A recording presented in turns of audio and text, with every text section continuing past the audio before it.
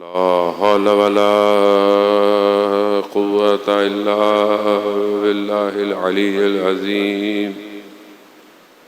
حسبنا الله ونعم الوكيل، نعم المولى ونعم النصير.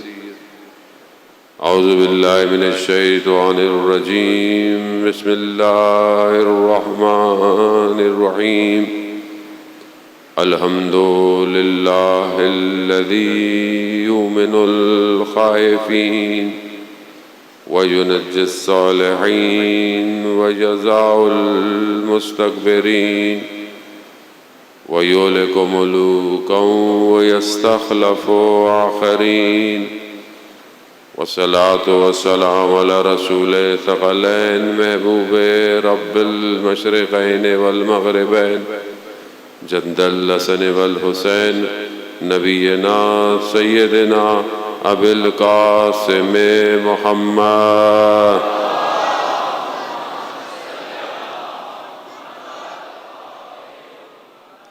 وعلى آله الطيبين الطاهرين المعصومين، لا سيما بقية الله في الأرضين. روحي وأرواحنا لتراب مقدم الفداء، ولعنة الله على أعدائهم أجمعين. بسم الله الرحمن الرحيم. رب اشرح لي صدري ويسر لي أمري واحلل عقدة من لساني يفقهوا قولي. أما بعد، فقد قال رسول الله صلى الله عليه وآله وسلم: إن الحسين مصباح الهدى وسفينة النجاة. صلوات بھیج دے محمد.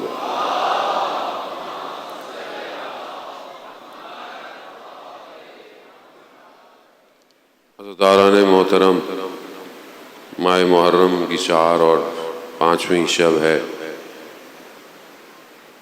آہستہ آہستہ ہم وہاں پہنچ رہے ہیں کہ جہاں کربلا ایک ایسا واقعہ، ایک ایسی داستان بننے والی ہے جو قیامت تک کی انسانیت کو حیات اور زندگی کا درس دے گی. سید الشہداء کو پروردگار نے وہ بندگی عطا کی، اور امام نے بھی بندگی کو اس کمال پہ پہنچایا کہ جس کے بعد ہر بندہ اس بندگی کی تمنا کرتا ہے.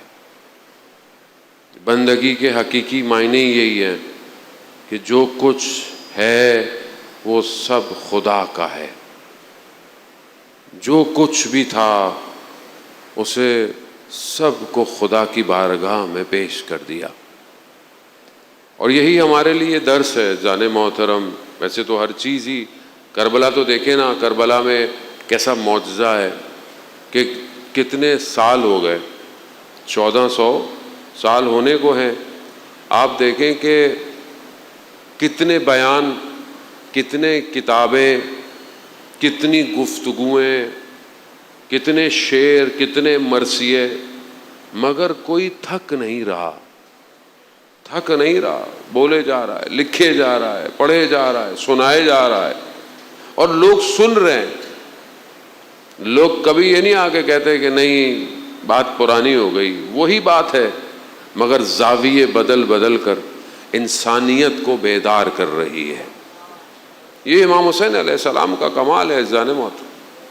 یہ جو ہدایت کا چراغ جب پیغمبر خود فرما گئے تو اس کا مطلب یہ ہے کہ یہ ہر دور کے اندر ہدایت دے گا. اور یہ مجلس و عزاداری ہمیں اسی طرف لے کے جاتی ہے. یہ جو مسکنسیپشنز ہیں آج کے اس دور میں کہ جہاں سوشل میڈیا اپنا بہت بڑا رول پلے کرتا ہے، چینلز ہیں، آپ دیکھ لیں، سوشل ہینڈلز ہیں جتنے بھی، آج دیکھیں کہ پوری دنیا حسین حسین کر رہی ہے. آج آپ کو لگتا ہے انسٹاگرام بھی شیعہ ہو گیا، ٹک ٹاک بھی شیعہ ہو گیا ہے، چینل بھی شیعہ ہو گئے ہیں. اس کی وجہ کیا؟ اس کی وجہ ہمارا کوئی کمال نہیں ہے، یہ خود سید الشہداء کے سجدے کا کمال ہے. دنیا دیکھ رہی ہے کہ اگر باقی رہنا ہے تو اسی در سے اپنے آپ کو جوڑنا پڑے گا. لیکن ہم جو بچپن سے آ رہے ہیں اور بچپن سے یہاں سن رہے ہیں اور ہمارے آباء و اجداد سارے کام کریں، ہماری ذمہ داری چند قدم آگے کی ہے.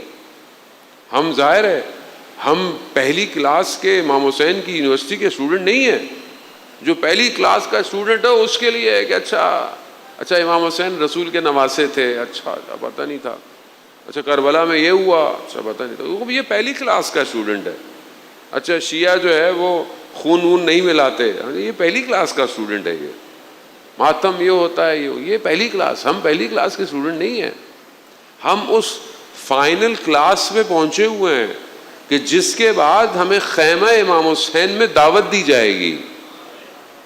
یعنی ہم واقعاً اپنے آپ کو اس قابل، اس مقام تک لے کر آئیں کہ جہاں کے بعد جب ہمیں ملے تو بولا آؤ تم بھی امام کے خیمے میں آ جاؤ. اور وہ جو پردہ غیبت میں انتظار کر رہا ہے وہ اسی چیز کا انتظار کر رہا ہے کہ کب تک ہمارے ماننے والے پہلی کلاس میں رہیں گے. ان کو اپ گریڈ ہونا چاہیے، ان کو آگے نکلنا چاہیے، انہیں معاشرے کی ساخت کے لیے کچھ کرنا چاہیے، میرے لیے سوسائٹی کو ڈیولپ کرنا چاہیے. تو ہم بہرحال ان مجالس سے جانے محترم، مجالس عہد ہیں، اس عہد کا جو پروردگار نے قرآن میں عہد کیا. کچھ لوگوں نے جو جب کربلا میں بھی کوئی شخص گرتا تھا تو سید الشہداء اس کے پاس جاتے تھے اور جو ایک آیت کی سب سے زیادہ تلاوت فرماتے تھے وہ کیا تھا؟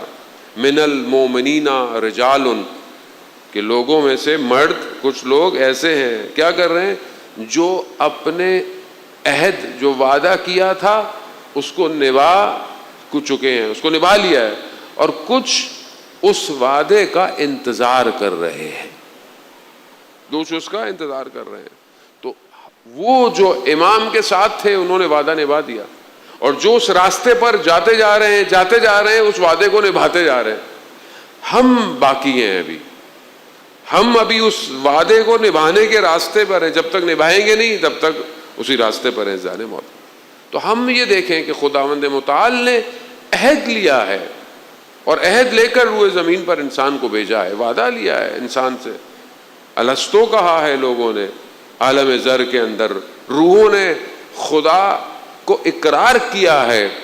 جس نے جتنی جلدی اور جتنا مضبوط اقرار کیا خدا نے زمین پر اس کو اتنی ہی بڑی ذمہ داری عطا کی ہے. اللہ کے ولی، اللہ کے نبی، آئمہ وہ ہیں کہ جنہوں نے خدا کے اس بات کو سب سے پہلے قبول کیا. اور جب آپ ولایت الہی کو قبول کرتے ہیں تو پھر آزمائش بھی اتنی ہی بڑھ جاتی ہے. جو چیز اس ٹائم ریکوائرڈ ہے اس جانے محترم، کیونکہ ہماری گفتگو یہی ہے کہ ہم اس کربلا سے ہم ظہور تک پہنچے، یہی ہماری گفتگو ہے.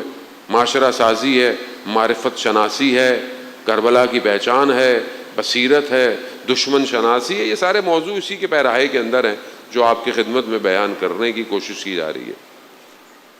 وہ جو آخری زمانہ ہے وہاں فتنے بھی بہت زیادہ ہیں، بہت زیادہ فتنے ہیں. امام جعفر صادق علیہ الصلوۃ والسلام ارشاد فرماتے ہیں،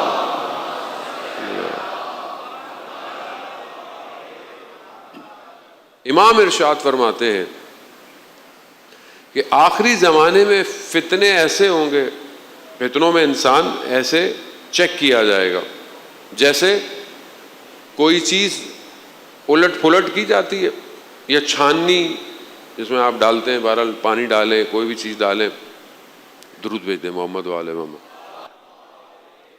جیسے چھاننی آپ چھانتے ہیں تو جو خالص ہوتا ہے وہ رک جاتا ہے اور جو خالص نہیں ہے وہ گر جاتا ہے. امام فرماتے ہیں آخری زمانے میں مومن فتنوں میں چھانا جائے گا، جو خالص ہوگا وہ رک جائے گا اور جو ناخالص ہوگا وہ گر جائے گا. یہ دور وہی ہے، فتنے کا دور ہے. آپ کے سامنے مشکلات، فتنہ اجتماعی، فتنہ مذہب کے اندر، فتنہ سازشوں کے ساتھ، فتنہ ہر چیز ایک سازش کی طرح انسان کو کھینچے گی. جو بابصیرت ہوگا، اس کو بھی میں اگلی حدیث آپ کی خدمت میں کہ جو اس کا مقابلہ کیسے کیا جائے. اچھا اب یہ کوئی دعا کرے کہ فتنے نہیں ہونے چاہیے تو کہتے ہیں یہ دعا نہیں کرنی چاہیے. کہیں دعا کرنی چاہیے کہ فتنہ ہو لیکن خدا ہمیں فتنے میں کامیابی دے. اس کی وجہ کیا ہے؟ کیونکہ جب تک فتنہ ہوگا نہیں مومن تراشا نہیں جائے گا. تراشا نہیں جائے گا. تراشنا بھی تو ضروری ہے. جب آپ معدنیات یعنی زمین کے پہاڑوں کے اندر سے کوئی پتھر نکالتے ہیں اور وہ کوئی قیمتی ہوتا ہے, اس کو بہتر کرنے کے لیے اسے بہت تراشا جاتا ہے, کاٹا جاتا ہے. یقیناً پتھر سے پوچھیں تو پتھر کو تکلیف تو ہوتی ہوگی. پتھر بھی بہرحال ہے تو اس کے اندر کوئی نہ کوئی جان وان تو ہوتی ہے. نباتات میں بول نہیں سکتا, کچھ نہیں کر سکتا, ذکر بھی کرتا ہے. یسبح للہ ما فی السماوات والارض, ہر چیز جو ہے وہ خدا کی تسبیح کر رہی ہے. لیکن تراشتے کیوں ہیں؟ تاکہ وہ بہتر سے بہتر نکلے. جتنا بہتر تراشا جائے گا اتنا ہیرے کی قیمت دنیا میں مہنگی ہوتی ہے. فتنہ جتنا مومن فتنے میں تراشا جائے گا اتنا اخلاص کے ساتھ وہ نکھر کر آئے گا. اور آپ دیکھیں نا, آج آپ تاریخ پر نگاہ ڈالتے ہیں تو آپ کو تھوڑے سے لوگ نظر آتے ہیں. کیوں نظر آتے ہیں؟ کیونکہ انہوں نے اس فتنے کے دور میں اپنے آپ کو تراشا ہے. آپ اینک لگائیں, صدر اسلام میں دیکھیں, آپ کو تھوڑے سے لوگ نظر آتے ہیں. کون ہے؟ میسم, مقداد, کمبر, بوذر, سلیمان, تھوڑے سے اور بھی نام ہے, اسامہ, ائمہ, امام علی کے اور بھی اصحاب تھے. کیوں؟ ہزاروں کی تعداد میں کوفہ والے جنہوں نے امام کو بلایا, مگر چند لوگ کوفہ سے صرف امام کی خدمت میں آئے. چند لوگ. بہت سارے لوگوں نے تو خط لکھے اور جن کو امام نے خط لکھا وہ تو ویسے ہی تھوڑے سے تھے. تو تراشا جاتا ہے. تو تراشنے سے مت گھبرائیں کہ امتحان ہوگا, آزمائش ہوگی. دنیا امتحان کی جگہ ہے, دنیا آزمائش کی جگہ ہے. اگر آج آپ کے پیپرز نہیں ہو, میٹرک کے نہیں ہو تو آپ انٹر میں نہیں جائیں گے, انٹر کے نہ ہو تو آپ یونیورسٹی میں نہیں جائیں گے, یونیورسٹی میں نہ ہو تو آپ پی ایچ ڈی نہیں کریں گے, ایپٹیٹیوڈ ٹیسٹ نہ ہو تو آپ کا جاب کا انٹرویو نہ ہو, تو آپ تراشے کیسے جائیں گے؟ تو آپ اپنی زندگی میں بھی تو ایسے ہی چل رہے ہیں, اپنی ظاہری زندگی میں بھی ایسے ہی اپ گریڈ ہو رہے ہیں. تو باطن کائنات میں امام کو بھی اس مومن کی ضرورت ہے جو آزمائشوں سے گزر کر امام تک پہنچے گا. خوب, اب ہمیں اپنے آپ کو دیکھنا ہے کہ بہرحال ہم اس دور کے اندر کیسے تراشے جائیں. کیا ہماری آزمائش ہو, کتنی ہماری آزمائش. آزمائش باہر سے نہیں ہوگی, اندر سے ہی ہوگی. اندر ہی سے ناپا تولا جائے گا. جیسے ائمہ علیہ الصلوۃ والسلام کے اصحاب تھے, لوگ تھے, خاص لوگ تھے. جانے موت راوی کہتا ہے میں نے مدینہ میں دیکھا کہ لوگ نماز استغاثہ پڑھ رہے ہیں. بارش نہیں ہو رہی تھی, 2 رکعت نماز بارش کی بڑی جاتی پڑھ رہے ہیں, اور ایک سیاہ پوست یعنی سیاہ غلام رخسار کو زمین میں لگائے خدا کی بارگاہ میں کہہ رہا ہے کہ پروردگار اگر بارش نہیں آئی تو میں اپنے رخسار کو خاک سے نہیں ہٹاؤں گا. کہا بھی اس کی یہ بات پوری نہیں ہوئی تھی, بارش شروع ہو گئی. وہ راوی کہتا ہے میں پریشان ہو گیا, اتنے لوگ نمازیں پڑھ رہے ہیں, اس سے نہیں ہوئی, اس کی ایک بات سے ہو گئی. کہا میں نے اس کا پیچھا کیا, یہ ہے کون؟ کہا میں نے اس کا پیچھا کیا تو دیکھا وہ چھٹے امام کے جانوروں کو سنبھالنے والا غلام تھا. تراش, امتحان اور آزمائش میں اپنے آپ کو غلام ہے. امام کا غلام ہونا آسان کام نہیں ہے, مگر کس مقام پہ پہنچا ہوا ہے. ہمارے حدود صرف سامنے تک, نگاہیں دیوار تک, ہمیں اس کے ادھر نظر نہیں آ رہا.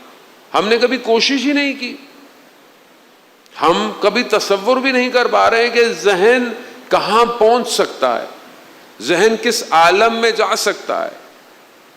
ائمہ کے جو اصحاب ہیں اب آسان تو نہیں تھے, ظاہر ان جیسا تو کوئی نہیں ہو سکتا, لیکن وقت کے امام کو بھی تو صحابی چاہیے. اب ہم بڑے آرام سے پیچھے ہو جاتے ہیں, مولانا 313 کہاں, ہم کہاں. کیوں آپ ایسا سوچتے ہیں؟ کس نے آپ کو کہا کہ آپ نہیں ہو سکتے؟ اور صرف 313 تو نہیں ہے، 313 کے نیچے بھی بہت سارے ہزاروں کی تعداد ہے۔ روایات کہتی ہیں کہ ابھی بھی امام کے ساتھ کچھ لوگوں کا حلقہ موجود ہے، کچھ لوگوں کا۔ واقعات میں کئی دفعہ آپ کی خدمت میں جان محترم بیان کر چکا۔ جنگ کا واقعہ ہے، فرسٹ ورلڈ وار کا کہتے ہیں واقعہ، اور ڈاکٹر ہیں ایک، اس نے اس بات کو آیت اللہ شمس الدین نے اپنی کتاب میں، جو آیت اللہ بہجت کے شاگرد ہیں، انہوں نے اس کو اس ڈاکٹر سے بات کو کوٹ کیا ہے۔ فرسٹ یا سیکنڈ ورلڈ وار کا واقعہ ہے غالباً۔ وہ کہتے ہیں کہ ایک ڈاکٹر کو بھیجا گیا رومیا کے بارڈر پہ کہ وہاں پر لوگ مریض ہوں گے، زخمی ہوں گے، سولجرز، آپ پر یہ وہاں پہنچا، اچانک سے دیکھا کہ ایک اسٹریچر ٹائپ کی جو بھی اس تھی، اس میں ایک بندے کو لا رہے ہیں۔ اس کو جو ہے وہ اس زمانے میں جو گولی ٹائپ کی تھی، جو بھی تھی، اس کو کمر میں کہتے ہیں لگی ہوئی تھی۔ اس کو وہاں پہنچایا، جب اس کو دیکھا تو کہا کہ اس کو تو نکالنا پڑے گا، لیکن میرے پاس بے ہوش کرنے کے آلات نہیں ہیں، نہیں میرے پاس ایسی چیز نہیں ہے کہ میں آپ کو بے ہوش کروں اور پھر اس کے بعد میں آپ کا۔ اس نے بولا کوئی مسئلہ نہیں ہے، مجھے بے ہوش کرنے کی ضرورت نہیں ہے، آپ جو ہے وہ بس جیسا بھی ہے مجھے کاٹیں اور اس کو نکال لیں۔ تو اس نے بہت تکلیف نہیں ہوگی، کہا کچھ نہیں میں بس۔ تو وہ بیٹھ گیا اپنی پیٹھ کر کر، تو میں نے دیکھا کہ وہ کچھ ذکر کر رہا ہے، اور اس کے ذکر کی وجہ سے زمین پر روشنی ہو رہی ہے۔ میں نے کاٹا، اس کو کوئی تکلیف نہیں ہوئی، میں نے نکال لیا، پھر وہ لیٹ گیا۔ میرے لیے بہت تعجب کی بات تھی کہ بندہ ہے، بہرحال کو تکلیف تو ہونی چاہیے۔ میں نے کچھ نہیں پوچھا اس سے۔ بہرحال کچھ دیر گزر گئی تو جو بٹالین فوج کا ہیڈ تھا اس نے مجھے بلایا، کہا ڈاکٹر ہمارے پاس خبر پہنچی انٹیلیجنس سے کہ دشمن رشیا تھا اس وقت اس طرف، کہا اس کی فوجیں انٹر ہونے والی ہیں، تو بغیر بتائے فوج کو پیچھے کر لو ورنہ بھگدڑ مچ جائے گی۔ اس نے کہا ٹھیک ہے۔ کہا مجھے پتہ نہیں کچھ ہوا، میں نے جا کر یہ بات اس بندے سے کہہ دی ایسی۔ تو اس نے مجھے کہا کہ پریشان مت ہو، کچھ کرنے کی ضرورت نہیں ہے، فوج واپس چلی جائے گی۔ اب جب میں نے کہا تو مجھے تھوڑا سا تھا، کیونکہ یہ شخص تھوڑا لگتا تھا، تو میں نے اس کی بات پہ یقین کیا، اور میں نے جا کر اس بٹالین کے ہیڈ کو بولا۔ اس نے مجھے بولا کہ ایسے ہی کہہ رہا ہے، اس کو کیا پتا؟ اور واقعی تھوڑی دیر گزری، پھر خبر آئی کہ فوج پیچھے جا چکی۔ اب میرے لیے بہت تعجب ہو گیا کہ یہ کون ہے۔ تو میں اس کے پاس گیا کہ ایک آپ کو میں نے آپریٹ کیا، دوسرا یہ خبر کہاں سے آئی، آپ کون ہیں؟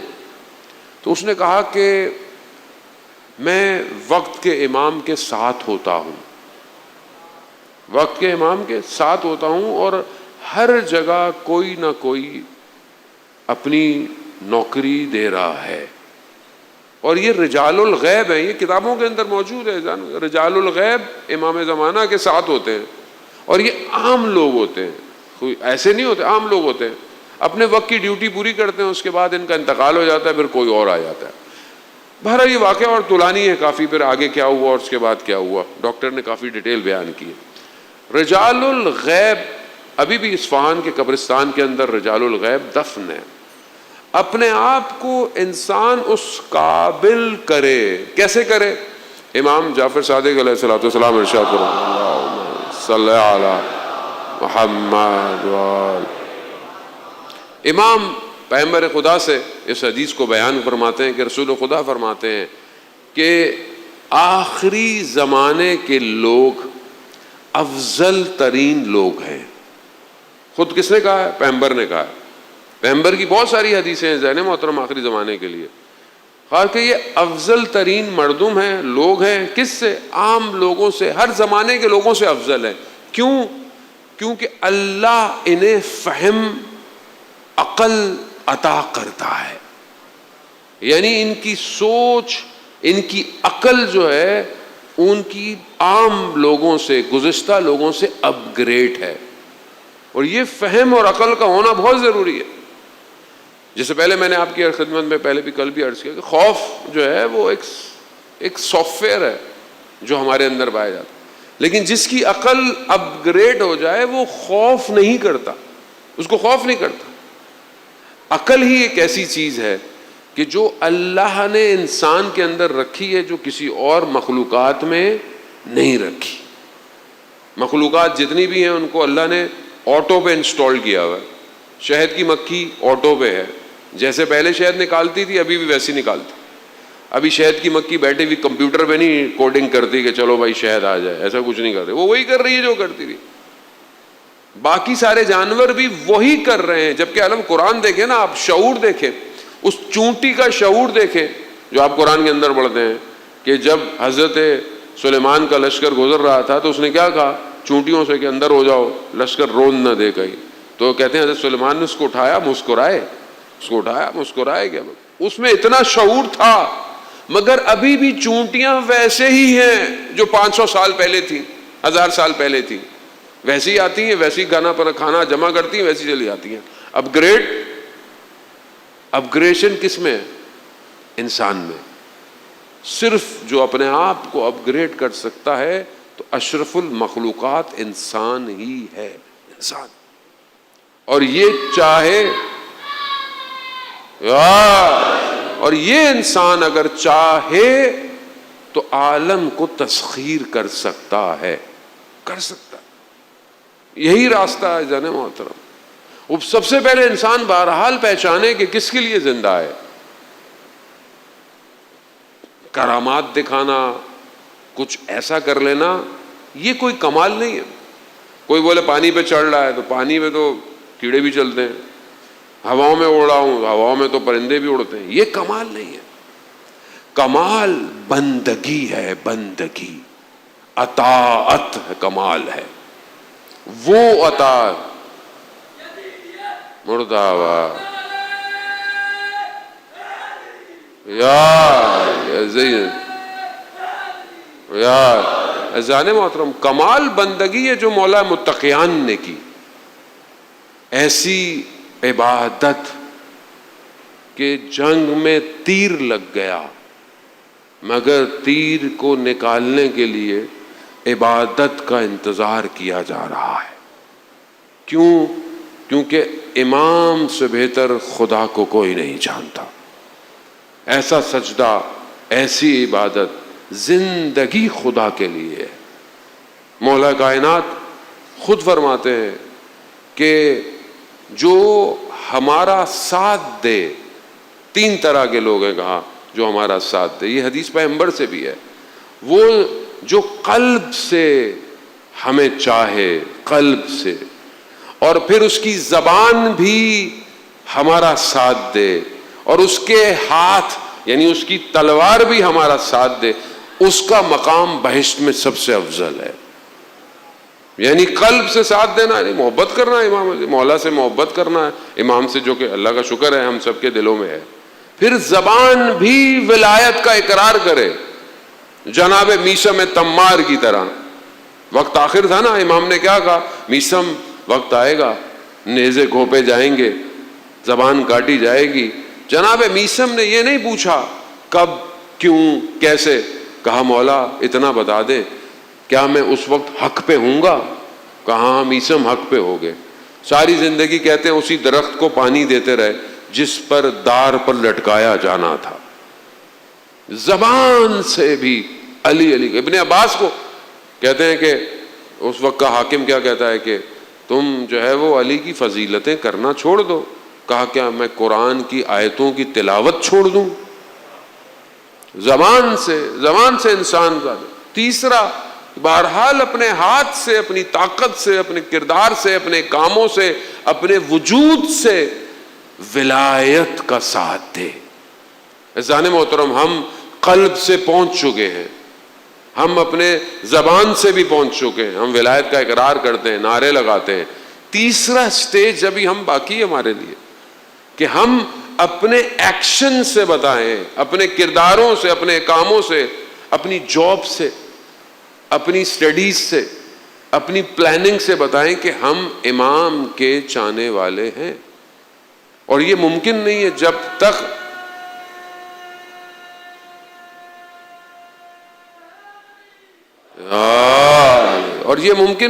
جب تک ہم اپنے آپ کو اس نہج پر لے کر نہیں جائیں.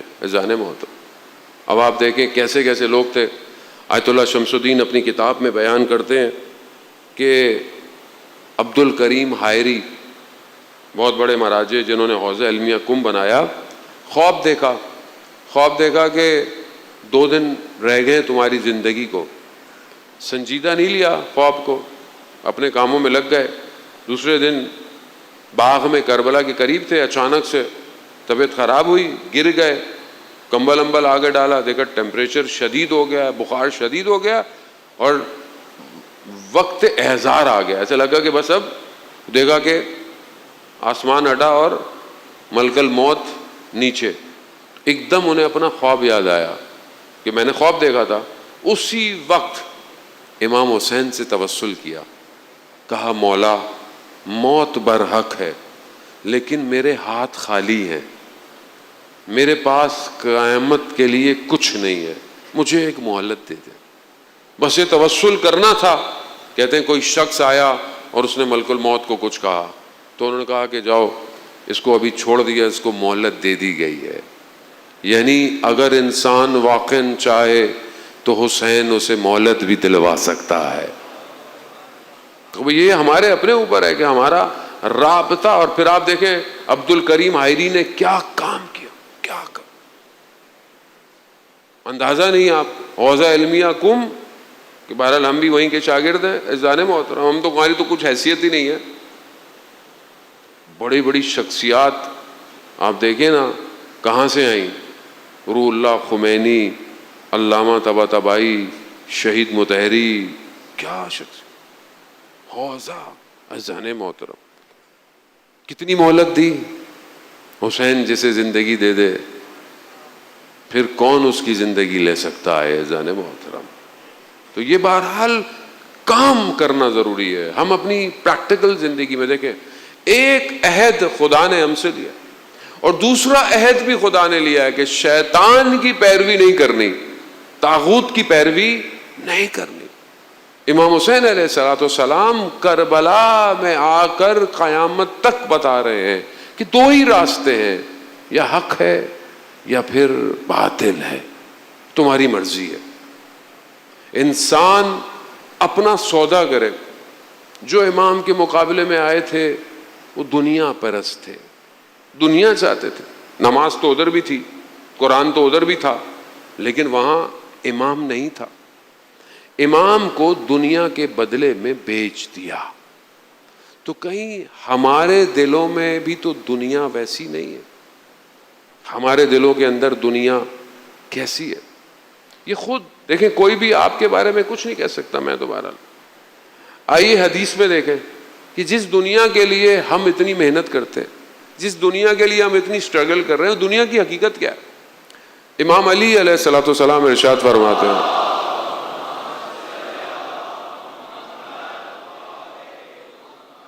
امام ارشاد فرماتے کہ جس دنیا کے پیچھے تم بھاگ رہے ہو، اس دنیا میں سب سے بہترین کھانے کی چیز کیا ہے؟ سب سے بہترین شہد. اور شہد کیا ہے؟ مکھی.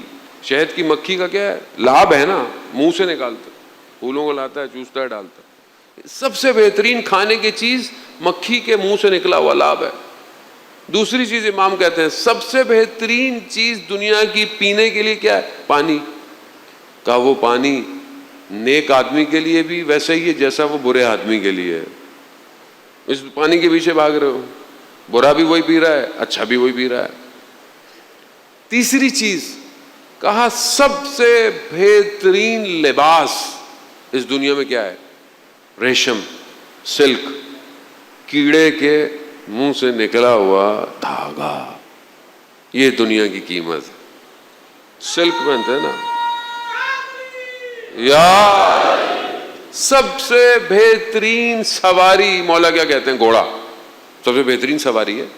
اور ظاہر ہے ابھی تو آپ بولیں گے مولانا صاحب ہمارے پاس، ظاہر اس زمانے کے حساب سے، لیکن گھوڑا آج بھی بہت قیمتی ہے، اور نسلی گھوڑا ہو تو بہت ہی قیمتی ہے. ابھی بھی گھوڑا یہ ایسی نہیں ہے. اور آپ یہ دیکھیں، بہرحال آپ مجھ سے بہتر جانتے ہیں، ابھی بھی گاڑیاں جو بکتی ہیں وہ ہارس پاور کے ساتھ ہی بکتی ہیں.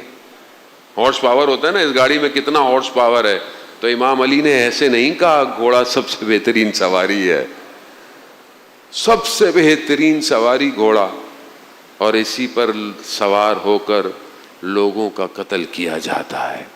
امام فرماتے ہیں یہ دنیا بہترین لذت شہوت کی کیا ہے، امام نے اس کو بھی ڈیفائن کیا۔ خوب ہر چیز عزیزان محترم، دنیا کی بہترین چیز کیا ہے؟ یہ ہے، اس دنیا کے پیچھے بھاگ رہے ہو۔ امام کہتے ہیں دنیا تمہیں کیا دے گی؟ اگر دنیا میں کوئی چیز لذت ہے، بہترین ہے، تو وہ خدا کی عبادت ہے۔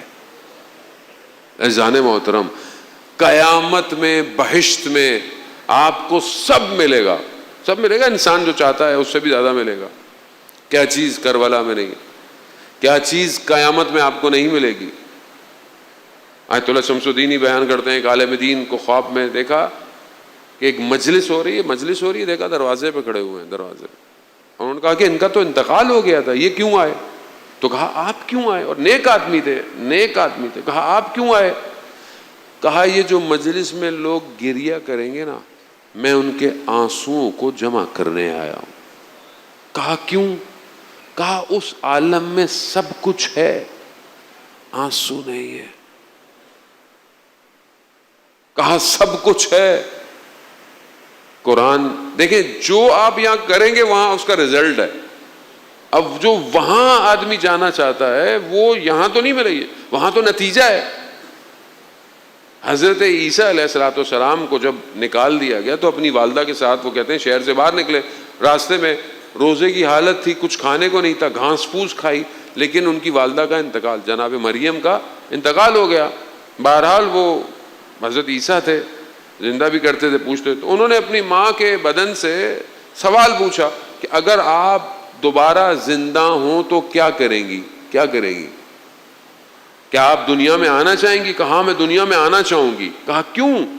کہا میں چاہوں گی کہ گرم دنوں میں روزے رکھوں اور سرد راتوں میں عبادت کروں۔ اس عالم میں یہ نہیں ہے، نہیں ہے۔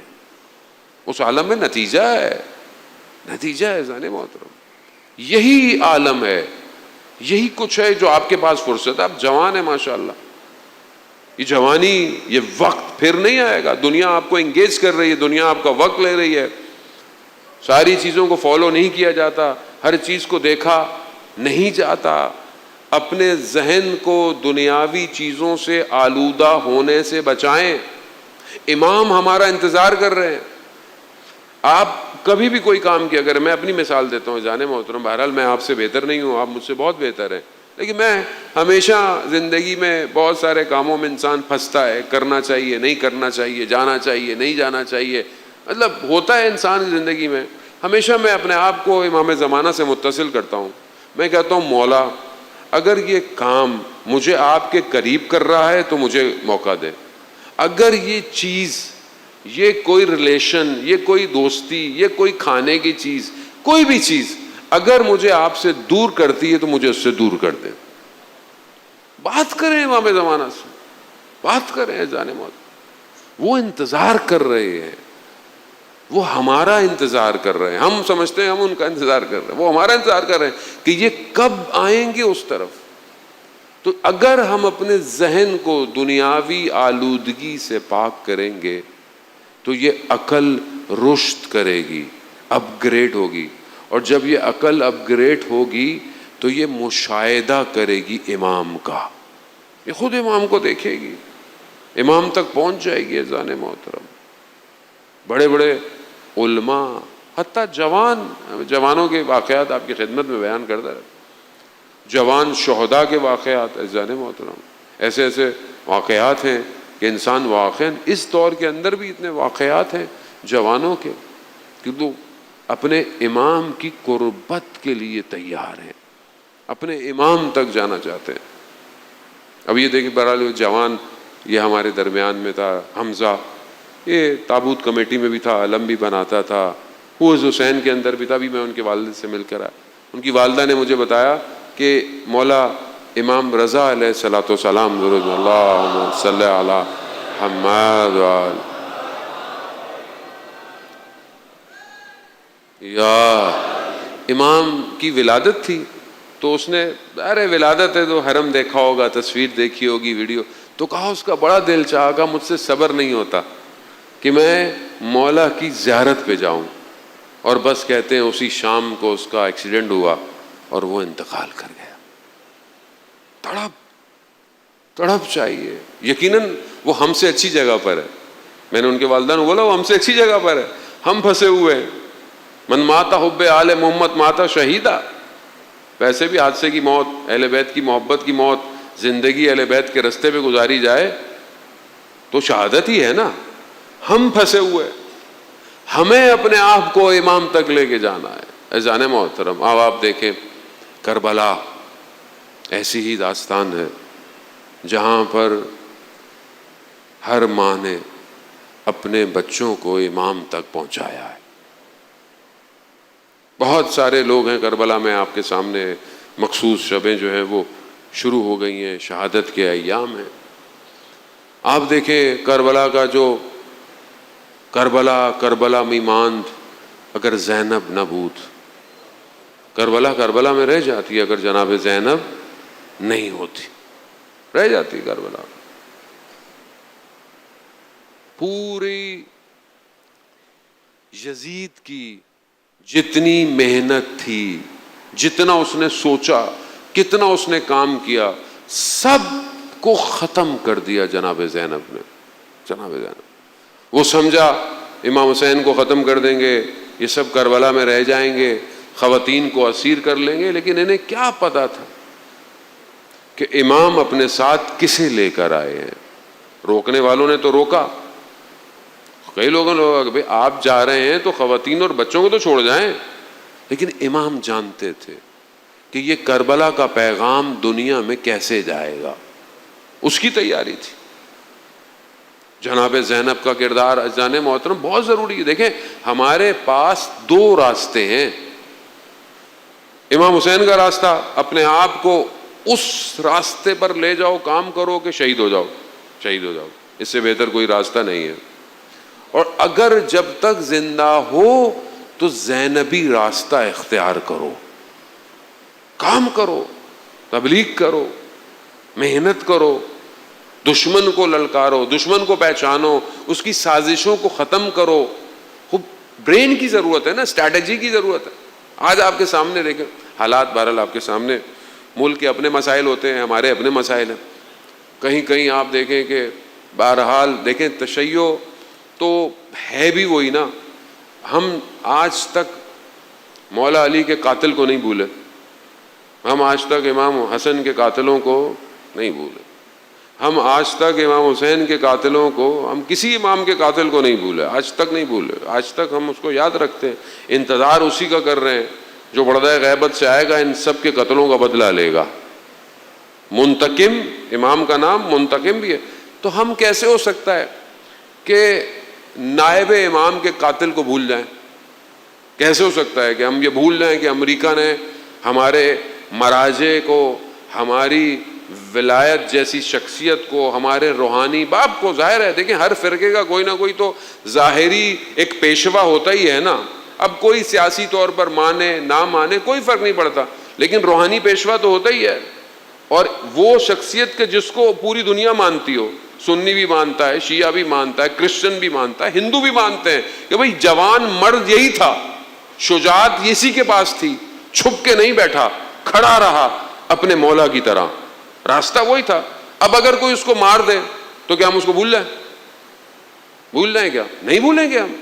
ٹھیک ہے مشکلات ہوں گی، ہوتی رہیں، دنیا بھر میں مشکلات ہوتی ہیں، وہ انسان دیکھیں، انسان کو ایک وقت آتا ہے اپنی آئیڈیالوجی کو ثابت کرنا پڑتا ہے۔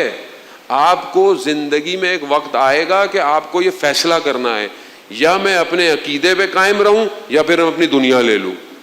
کربلا یہ سکھاتی ہے، اگر عقیدہ ہے تو پھر سب کچھ ہے، اور اگر عقیدہ نہیں ہے تو بیچ دو پھر جو بیچنا ہے۔ کوفہ والوں نے تلواریں بیچ دی، مسلم کو اکیلا چھوڑ دیا، تو آپ بھی بیچ دو پھر۔ آپ کو تو شکر کرنا چاہیے، آپ کے لیے انہوں نے، آپ اس قابل دیکھیں عزیزان محترم، آج پاکستان کو کتنی عزت ملی ہے، پاکستان کو کس نے عزت دی، کس نے استقامت دی؟ ٹھیک ہے اس میں ہماری فوج کا اچھا کردار ہے, ہماری فورن منسٹری کا اچھا کردار ہے, مگر جو نیچے بیٹھے ہوئے ان کو سمجھ میں نہیں آتا. اس بغض کو ختم کر دیں امت سے. اگر دنیا میں اسلام کو کوئی بچائے گا تو یہ علی والا بچائے گا.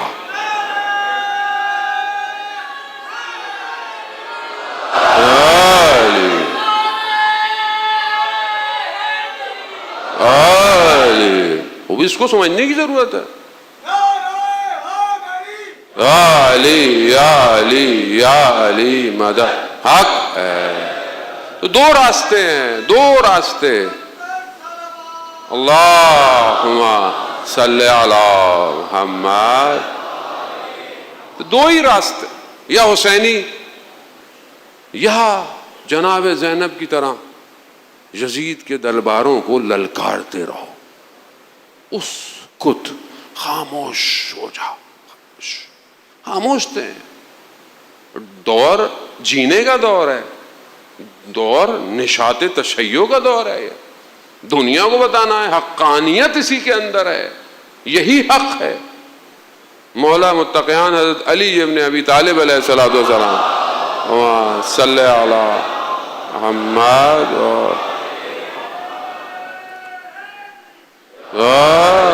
وہ امام,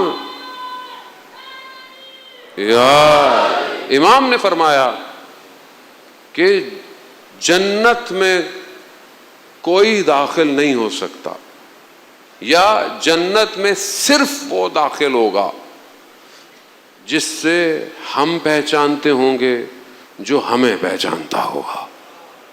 کوئی داخل نہیں ہو سکتا. یعنی امام کو ایسا نہیں ہے کہ آپ بولیں میں امام کو نہیں, محبت دونوں طرف سے ہے. اگر ہم امام سے محبت کرتے ہیں تو امام بھی ہم سے محبت کرتا ہے. نہیں ہو سکتا انسان. اور جو جنت کے سردار ہوں ان کو پہچاننا بہت ضروری ہے. بہرحال آپ کا وقت لیا اذان محترم, درد دل تھا, بہرحال بیان کرنا تھا ورنہ دل میں رہ جاتا. اور ویسے ہی دل آج کل بہت نازک ہیں. بہت یا جناب زینب سلام اللہ علیہ اپنی پوری زندگی اپنے امام کے لیے. 28 رجب آپ جانتے ہیں نا, جب امام نے وہ پڑھا کہ کون کون جائے گا, دیکھا جناب زینب کا نام نہیں ہے. اچانک سے بھائی کے پاس آئیں, بھائی میرا نام. کہا آپ جناب عبداللہ کے عقد میں ہیں, آپ اپنے شوہر سے, شریعت بھی یہی کہتی ہے, بے شک امام ہے, شریعت یہی کہتی ہے, اور امام بھی شریعت کے پاسدار ہیں, اپنے شوہر سے پوچھی. شوہر اگر آپ کا اجازت دے. آپ جانتے ہیں جناب عبداللہ مریض ہیں, ان کو جو ہے وہ کہتے ہیں کہ طبیعت ٹھیک نہیں تھی, غشی کی حالت میں تھی. یہ کہتی ہیں ان کے کنارے جا کر بیٹھ گئیں, سسکیاں لینے لگیں. سسکیاں لیتے لیتے گریہ کیا, گریہ کرتے ہوئے آنکھ میں سے آنسو نکلا. آنسو جیسے ہی جناب عبداللہ کو آنکھ کھل گئی. کہا شہزادی کیا ہو گیا؟ کہا حسین مدینہ چھوڑ کے جا رہے ہیں. سننا تھا تو کہا پھر؟ کہا آپ اجازت. کہا شہزادی یہ تو مولا نے نکاح پڑھاتے ہوئے شرط رکھی تھی کہ آپ کو حسین کے ساتھ جانے دوں گا. خواب جائے. بی بی جانے لگی تو پھر آواز دی شہزادی رکیے. سوچیں کہ شاید کہیں پتہ نہیں جو کہا ہے ارادہ بدل نہ گیا ہو, شوہر ہے. کہا یہ 2 نشانیاں ہماری لے جائیے گا, اون و محمد, اور جب وقت پڑے تو قربان کر دیجیے گا. اولاد. اذان محترم, اولاد سے محبت تو بڑی ہوتی ہے نا انسان کو, لیکن تربیت بھی بڑی ضروری ہے. یہی تربیت ہے. آج ہم اپنی اولاد کی تربیت واقعاً کر رہے ہیں کہ آج امام زمانہ اگر ہم سے کہیں کہ اپنی اولاد دے دو کیا ہم دیں گے؟ کربلا یہی سکھاتی ہے کہ آپ کو اپنے بچوں کی تربیت ایسے کرنی ہے۔ اذان محترم، وقت گزر گیا، روزے عاشور آ گئی، جو بھی جنازہ آتا تھا وہ ایک بڑا خیمہ تھا، اس پہ آ کے رکھا جاتا تھا۔ اس سے پہلے کہ امام حسین اس کو دیکھتے ہوتے یا ساتھ لے کر جناب زینب موجود ہوتی تھی، ہر بدن پر جناب زینب موجود۔ کیوں؟ کہ کہیں بھائی کو یہ احساس نہ ہو کہ وہ اکیلا ہے، بھائی کے ساتھ ساتھ ہر غم ہر خوشی بھائی کے ساتھ ساتھ۔ یہاں تک کہ بعض مقتل کہتے ہیں کہ جب جناب علی اکبر گرے تو کہتے ہیں کہ اس سے پہلے امام حسین پہنچتے جناب زینب پہنچ گئی۔ بعض مقتل کہتے بھائی کے ساتھ، بھائی کا درد جانتی تھی جناب زینب۔ عزاداران محترم، اون اور محمد کو تیار کیا، اجازت نہیں ملتی۔ امام حسین نے ایسے سب کو اجازت نہیں دی، عزیزان محترم، بڑی مشکل سے اجازت۔ جب بھی اجازت لینے جاؤ واپس بھیج دیتے۔ جناب زینب نے کہا اون و محمد، اجازت ملی۔ کہتے ہیں دونوں بھائی میدان کی طرف گئے۔ یہ دو بچے بڑے مہم ہیں جان محترم۔ ایک جناب مسلم کی جوڑی ہے، ہیں تو بچے مختلف روایات ہیں نا جناب مسلم کے بچوں کے لیے بھی، کہ کاروان کے ساتھ تھے، الگ ہو گئے، گرفتار ہو گئے، سال رہے، پھر نکلے۔ بعض کہتے ہیں نہیں، جناب مسلم کے ساتھ گئے تھے لیکن جب سب نے چھوڑ دیا تو بچے بھی الگ ہو گئے۔ ان بچوں کے ساتھ آپ جاتے ہیں زیارت پر، مسیب پر، خدا آپ کو زیارت کی توفیق دے۔ یہ دونوں بھی گئے۔ حیدر کرار کے نواسے تھے، عباس کے شاگرد تھے، جتنا لڑ سکتے تھے لڑتے رہے، مگر تھے تو بچے، کتنا لڑتے لڑتے لڑتے گر گئے زمین پر۔ اپنے امام حسین کو کہتے ہیں پہنچایا، امام حسین پہنچے، جیسے ہر بدن پہ پہنچتے تھے پہنچے۔ ہر بدن کو لانا مشکل تھا، آسان کسی بدن کو لانا نہیں تھا، لیکن بہن کے بچوں کو لانا بڑا مشکل ہو گیا۔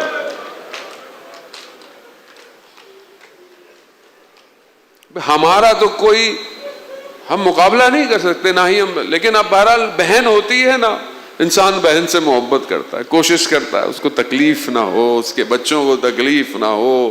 عزاداران محترم، بہن بھی زینب ہو، بھائی بھی حسین جیسا ہو۔ نہ جانے کیسے امام حسین اون و محمد کو لے کر آئے۔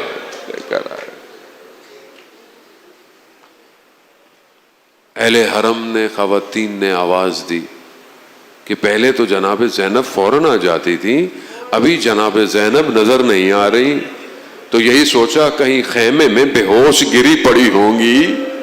اچانک سے خیمے میں جا کر کیا دیکھا؟ جناب زینب سجدے میں ہے، کہہ رہی پروردگار دو نشانیاں بھیجی ہیں، اسے اپنی بارگاہ میں قبول کر۔ اہل حرم نے کہا بی بی شہزادی بچے آ گئے۔ گھبرا کے اٹھ گئی، بچے آ گئے؟ بچے تو بھیجے تھے قربان ہونے، بچے کیسے آ گئے؟ جیسے ہی جا کر دیکھا، ایک طرف اون کا بدن ہے، ایک طرف محمد کا بدن ہے، درمیان میں امام حسین سر جھکائے کرے۔ بہن سے آنکھیں نہیں ملا رہے. جناب زینب نے بدنوں کو کنارے کیا, سر سجدے میں رکھا, کہا پروردگار تیرا شکر تو نے میری قربانی قبول کر لی. عزیزان محترم, بس ابھی شبیہ تابوت بس 1-2 مراحل ہو رہے, آپ سے التماس دعا. جناب زینب روزے عاشور اپنے بچوں پر گریہ نہیں کیا, گریہ نہیں کیا, روتی رہی, قاسم کو روتی رہی, ہے میرے حسن کا بیٹا. اکبر پر تو جان قربان, روتی رہی, عباس کے بچوں پہ روتی, سب پر گریہ کیا. واہ ویلا. اور وہ جو گریہ تھا جناب زینب کا, وہ جو 11 محرم کو سواری سے نیچے گرا کر اپنے بھائی کے بدن کی حالت کو دیکھ کر, حاضل حسین, یہ حسین ہے مرمم بالدماء, خون میں غلطی تا خاک کربلا کی. حسین وہ گریہ کیا, دشمن رونے لگا. سواریاں چلی گئی, کوفہ, شام, زندان, 40 میں پلٹی, گرا دیا بھائی کے بدن پر. بچوں کو نہ روئی, بچوں کو نہ روئی. مدینہ پہنچی, مدینہ کے دروازوں کو دیکھا.